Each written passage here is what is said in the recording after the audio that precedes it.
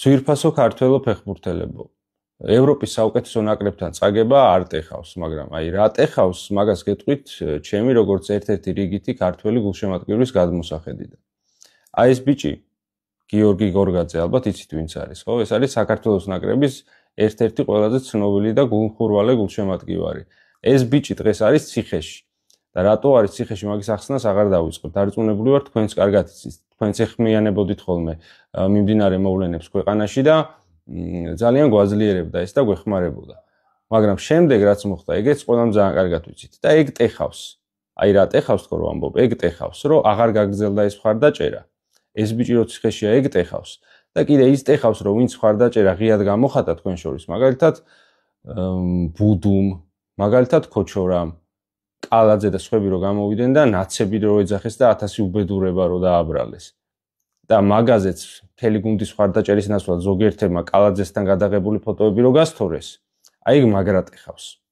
კიდე იცი რა ტეხავს, აი ეს კაცი თუ იცით ვინ არის. ეს კაცი არის კახა მელიქიძე.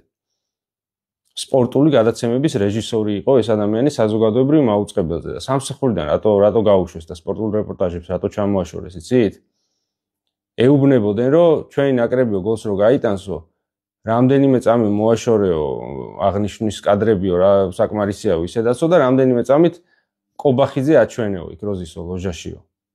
ანუ გაბურძგნული კობახიძის თავს ხშირად რატო არ აჩვენებო, მაგის გამო კაცი სამსახურიდან გაუშვეს და არც შიგნით კომპანიაში, საზოგადოებრივ მაუწყებელში, არც სპორტულ ჟურნალისტებში და ზოგადად სპორტულ საზოგადოებაში ამას არ მოყვა გამოხმაურება. აი ეგ მაგრად ტეხავს. კიდე იცი რა ტეხავს? რო გვიჩიჩინებენ ხოლმე ყველა მხრიდან, რომ აი სპორტი და პოლიტიკა უნდა გამიჯნოთო. და ხუთი თქვენგანი, ყველა აღარ ჩამოვთვლი ხა სახელებს და გვარებს, ყველამ კარგად ვიცით, წაიყვანეს შეკრებიდან.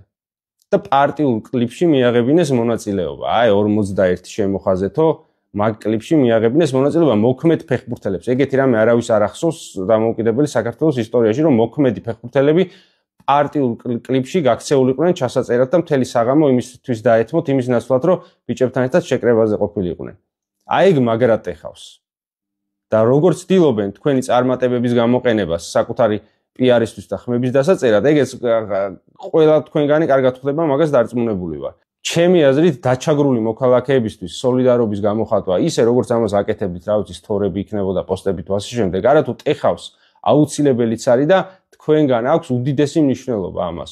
მაგრამ მეორე მხრივ პოლიტიკური პარტიის, თან ისეთი პოლიტიკური პარტიის, რომელიც საკუთარ მოქალაქეებს თავპირს ამტვრევს საარჩევნო კლიპებში გადაღება, აი ეგ მაგრად ტეხავს.